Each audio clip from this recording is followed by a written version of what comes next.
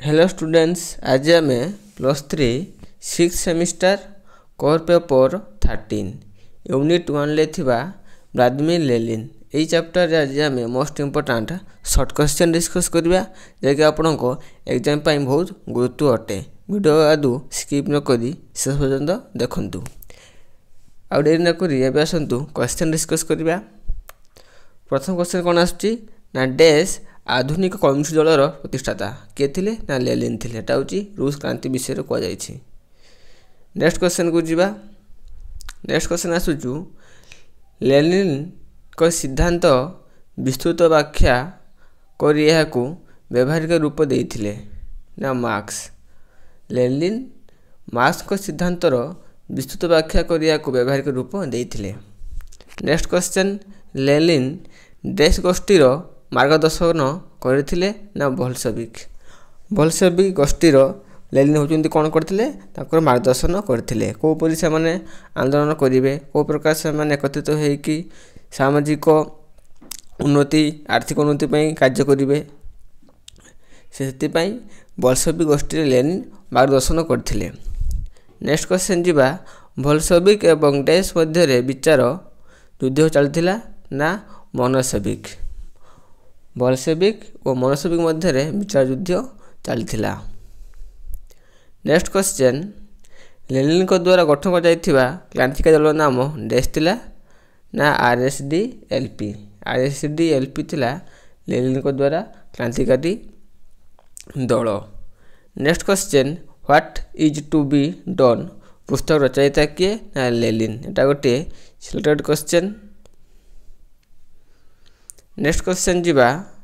Lenin मार्क्सवाद रे केतेक परिवर्तन करथिले जहा डैश नाम रे परिचित ना मार्क्सवाद लेनिनवाद नाम रे परिचित थिला। नेक्स्ट क्वेश्चन लेनिन श्रमिक माननकु एकत्रित करी एक विप्लव माध्यम रे डैश प्रतिष्ठा करथिले ना समाजवाद प्रतिष्ठा करथिले।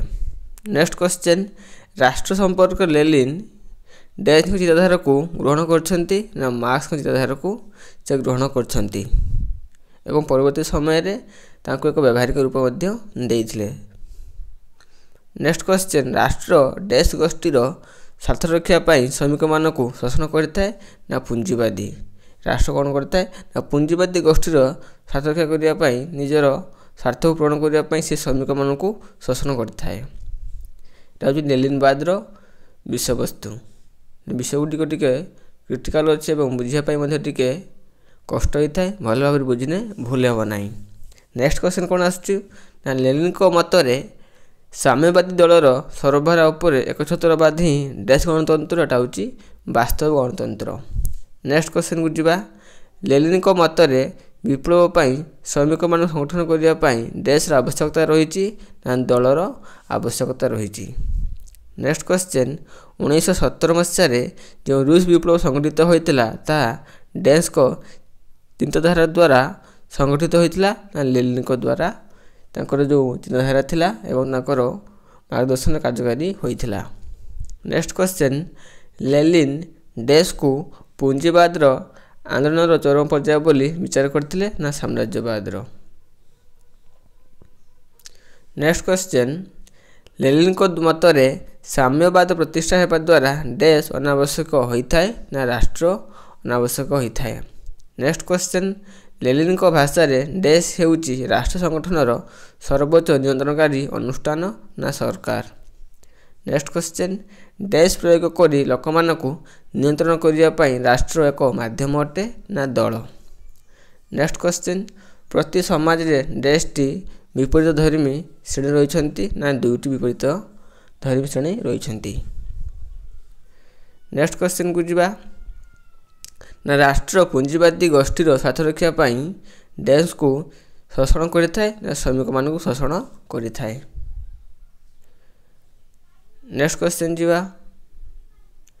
लेनिन मतरे समस्त बुर्जुआ गणतंत्र शोषण मुक्त श्रमिक मानकु पुंजीपति मान शोषण करी डैश शासन प्रतिष्ठा करथिले ना एक छत्रवाद शासन प्रतिष्ठा करथिले।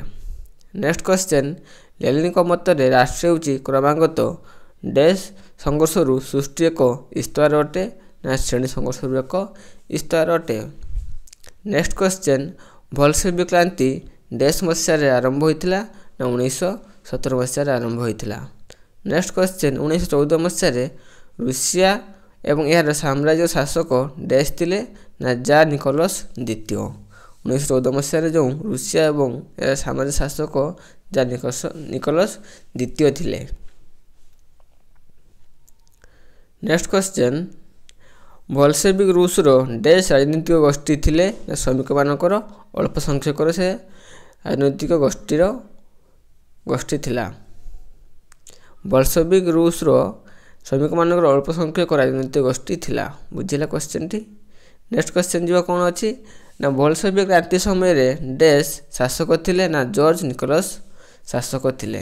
ଇଏ ଥିଲା ଆପଣଙ୍କର 6th ସେମିଷ୍ଟାର କୋର୍ ପେପର 13 ବା 13ର ୟୁନିଟ୍ 1ରେ ଥିବା ଭ୍ଲାଦିମିର ଲେନିନ୍। ଏହି ଚାପ୍ଟରରେ ମୁଁ ସର୍ଟ କ୍ୱେଶ୍ଚନ୍ ଡିସ୍କସ୍ କଲି। ଆଉ ମଧ୍ୟ ନେକ୍ସଟ ମଧ୍ୟ ମୁଁ 2 ମାର୍କିଆ 3 ମାର୍କିଆ କ୍ୱେଶ୍ଚନ୍ ଆଣିବି। ସେଥିପାଇଁ ଆପଣଙ୍କର ଗୋଟେ କମେଣ୍ଟ ଦରକାର। ନେକ୍ସଟ ଭିଡ଼ିଓରେ ମୁଁ 2 ମାର୍କିଆ या 3 ମାର୍କିଆ क्वेश्चन डिस्कस करी। ସେଥିପାଇଁ ଗୋଟେ कमेंट करंतु एवं चैनल सब्सक्राइब करंतु जाफल जो नेक्स्ट वीडियो मैं अपलोड करी अपन प्रथमे नोटिफिकेशन पाई परिबे वीडियो टी को देखि परिबे। ସେଥିପାଇଁ चैनल टी को गोटे सब्सक्राइब करंतु। Thank you.